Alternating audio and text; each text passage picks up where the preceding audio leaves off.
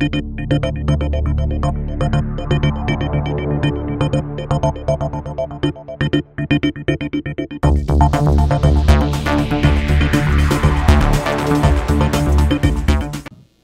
boa tarde a todos.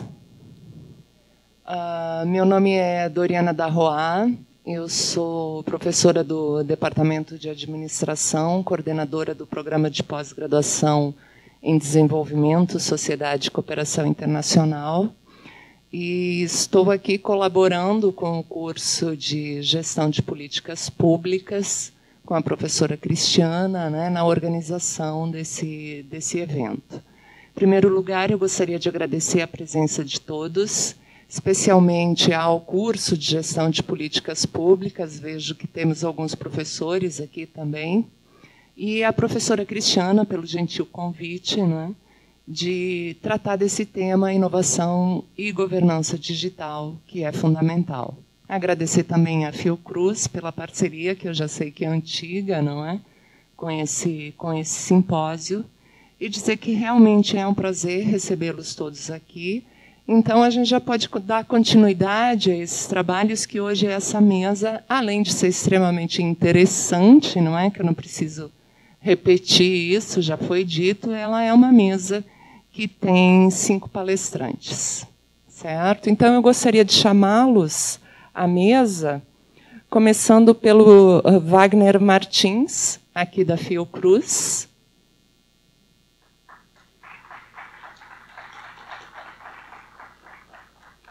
O Maurício Barreto, do Centro de Integração de Dados e Conhecimento. Manuela Ribeiro, do CETIC São Paulo. Hernani Marques, do NPGA. E a Elise Gonçalves, do Ministério do Planejamento, Desenvolvimento e Gestão. A gente já pode dar início, não é? E eu vou procurar, então, manter a ordem aqui de chamada, né, dos palestrantes, e aí, depois, ao final, nós abrimos para questionamentos.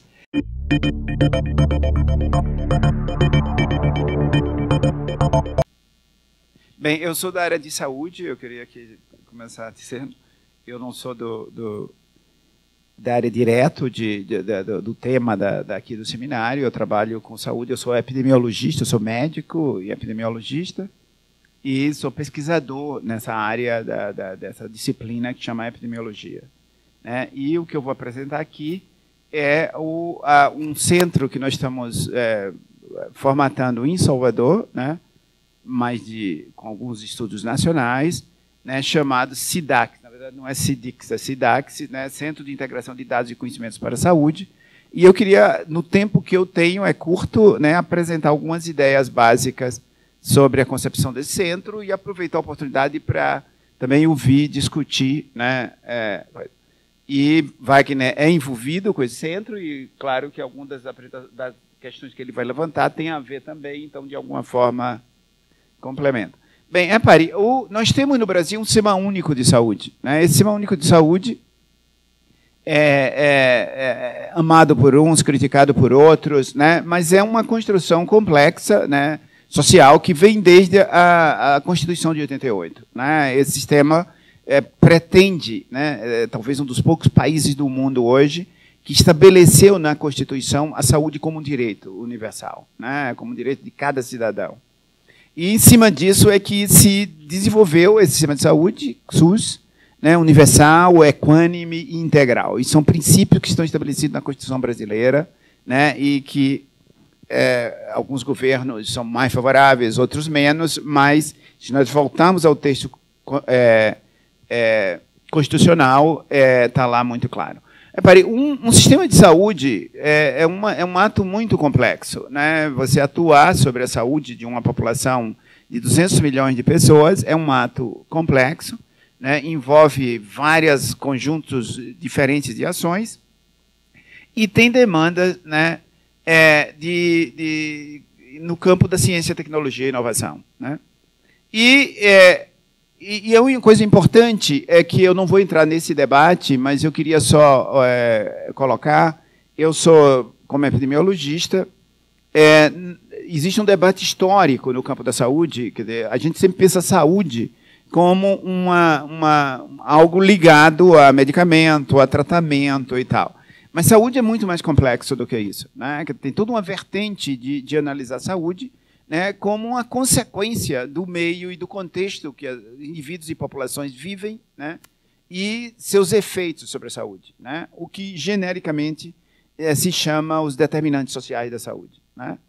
Se nós tomarmos que as tecnologias de saúde são uma coisa nova, né, só após a segunda metade do século passado, começam a surgir as tecnologias de saúde. Quer dizer, o que aconteceu antes disso, né, em termos de melhoria da saúde das populações humanas, foi fundamentalmente devido a transformações no contexto em que essas populações viviam, né? Então, às vezes, isso é secundarizado no sistema de saúde, mas o SUS, e se a gente volta também para a Carta Constitucional e para as leis que regulamentam a Carta Constitucional, ele coloca muito claro essa dimensão, né, dos determinantes sociais e a importância dos determinantes sociais no campo da saúde. Bem, a produção de conhecimento no campo da saúde tem uma série de problemas, né? Uma série de questões. É uma investigação muito ativa, né? E que, em princípio, busca soluções para diversos problemas, né? São diversas doenças, diversos problemas de saúde que afligem as populações humanas e, evidentemente, é um campo intenso de investigação, né? E há uma necessidade, claro, de produção continuada de evidências, informações, conhecimentos e coisas desse tipo. Ela é muito reducionista, né? Se a gente pega do ponto de vista filosófico de interpretação, a pesquisa fundamental, moderna, no campo da saúde, ela tende a ser reducionista. Eu também não vou entrar em detalhes, estou passando apenas para marcar alguns pontos, né?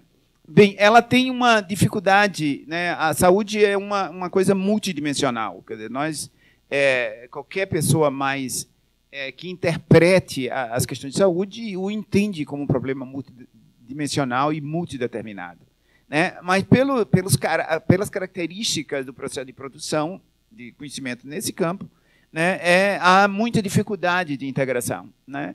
Então, não sei, de vez em quando vocês podem ler no jornal, quem não é especialista no campo, se descobriu alguma coisa e tal nos ratos, né? Outros testes foram feitos em macacos, né? Aí pergunta o que é que isso tem a ver com a saúde das pessoas humanas, né? Então, juntar tudo isso, né? Muitos conhecimentos foram feitos em tecidos, né? Então, juntar tudo isso, outros conhecimentos, eu como epidemiologista trabalho com dimensões populacionais, né? Então, nossa ciência produz conhecimento estudando o que está acontecendo nas populações. Os clínicos produzem conhecimento olhando a doença, né, nos indivíduos. Então, são formas e modelos muito complexos de produção de conhecimento que gera, né, vários tipos de problemas, né, epistemológicos, metodológicos, enfim. E uma série outra de questões, né, que esse ponto 4, né, a questão da explosão de dados, né? Nós estamos vivendo num mundo em que a quantidade de dados sobre tudo, sobre todos os aspectos da vida, tem aumentado muito, né? Isso deve ter sido já discutido aqui, né? No campo da saúde não é diferente, né? E há muita discussão na ciência em geral, quer dizer, como produzir, como organizar o processo de produção científica, né? Nós adotamos a ciência em geral no século passado, adotou a ideia de que a ciência se move testando hipótese, né? Mas o surgimento de imensas bases de dados hoje faz muitos pensadores, né, retornarem à ideia de que existem dados que podem ser explorados, né, e extrair novos conhecimentos, mesmo que você não tenha hipóteses estabelecidas, né? Isso é um debate epistemológico interessante, né, e que influencia no campo da saúde. Não está passando. Estou travando aqui. Bem, essa questão toda tem sido colocada no campo da chamada Big Data, né, que é um termo meio complicado, mas vem sendo repetidamente usado, né, e que cada vez mais, né, se coloca a importância, né, dessa quantidade imensa de dados como fontes potenciais de produção de conhecimento, né? Essa é a questão central, né, que começa o nosso movimento e que movimenta o centro que nós estamos organizando, né?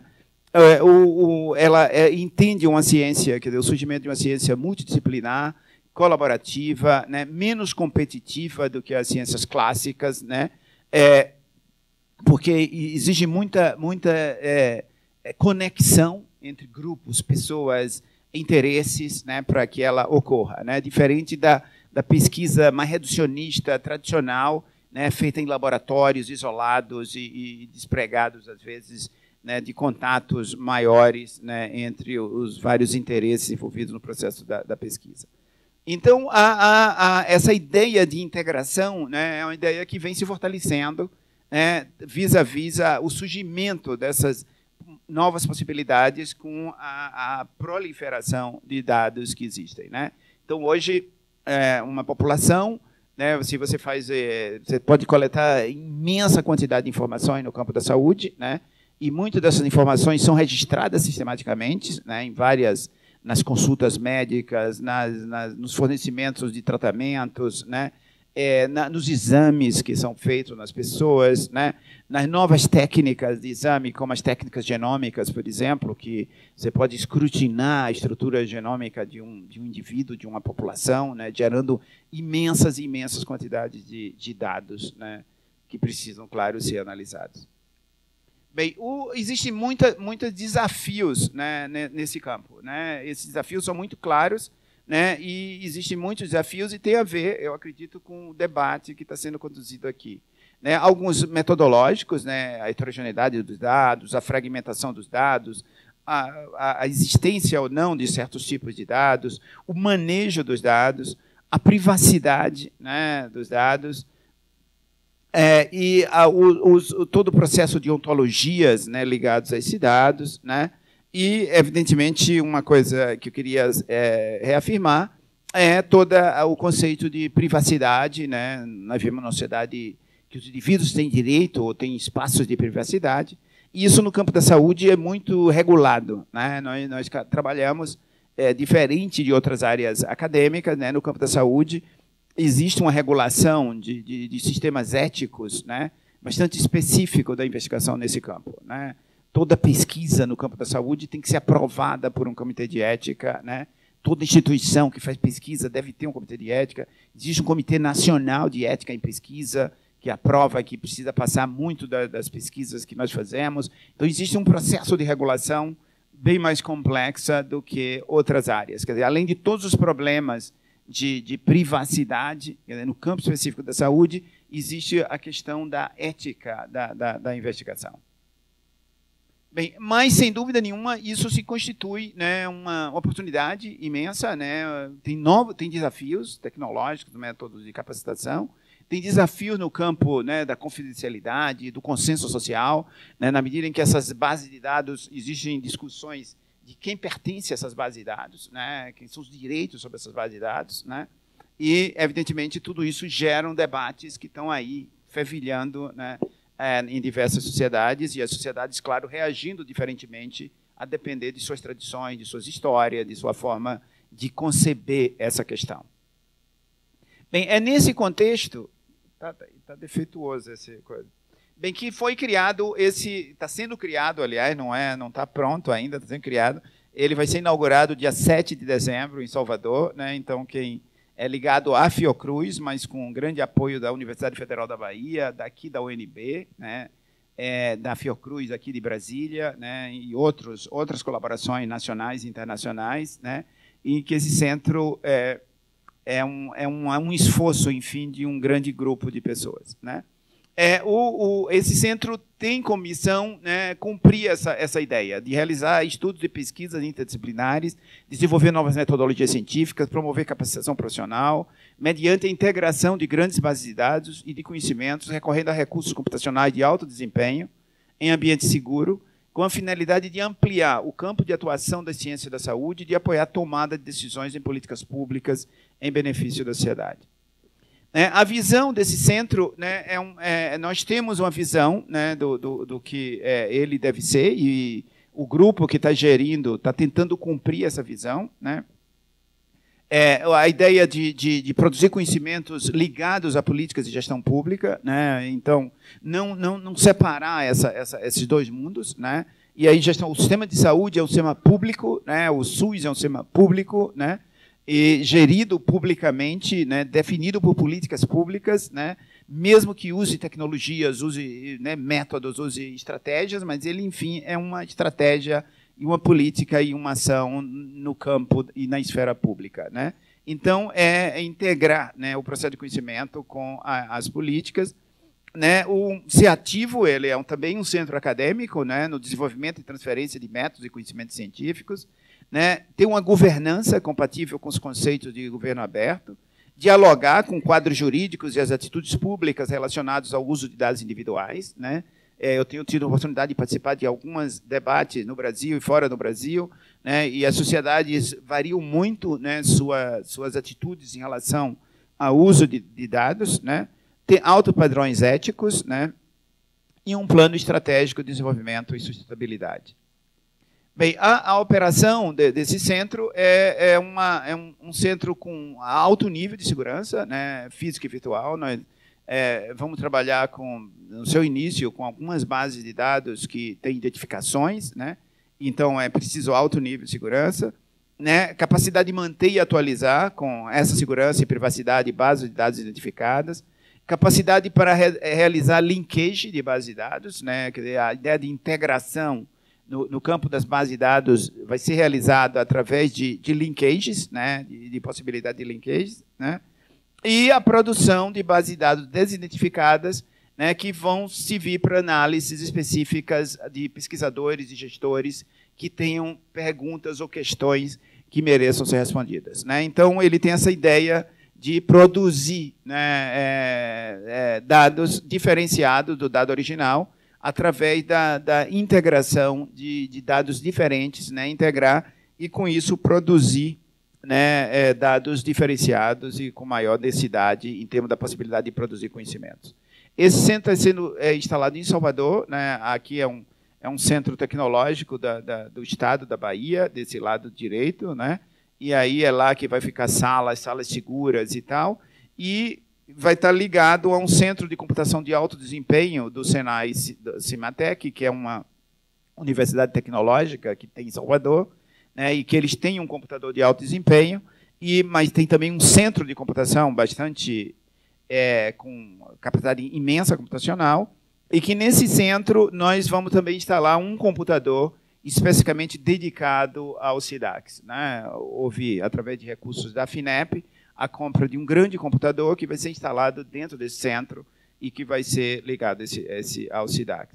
A grande vantagem de estar nesse ambiente é a grande possibilidade de segurança dos dados, né? O centro é dimensionado para proteger dados e para oferecer condições muito restritas de segurança, então vai ser atendido, né, de alguma forma esse requisito de segurança, que junto com salas seguras que estão sendo feitas no outro prédio, né, vão estabelecer um ambiente virtual que permite, né, que os dados identificados não se vazem, né, do sistema, né, eles fiquem muito restritos dentro do sistema, né, e só vão fluir para fora dos sistemas dados não identificados, né? Então, isso é importante na estrutura desse centro, né, essa separação entre dados não identificados, dados identificados e dados não identificados. Você passa aí, porque realmente... Bem, aqui eu vou passando, é um organograma, pode passar. Aqui também alguns... Wagner possivelmente vai falar mais sobre isso, pode passar. Bem, hoje nós já temos alguns projetos, o centro vai ser aberto no dia 7, nós já vimos trabalhando em uma série de coisas preparatórias do centro, né, e tem alguns grandes projetos que vão ser, né, parte de estruturante do centro, né? Um desses projetos é a plataforma de estudos e avaliações contínua dos efeitos do programa Bolsa Família e outros programas de proteção social sobre a saúde, né? Então, esse é um grande projeto que inicia, né?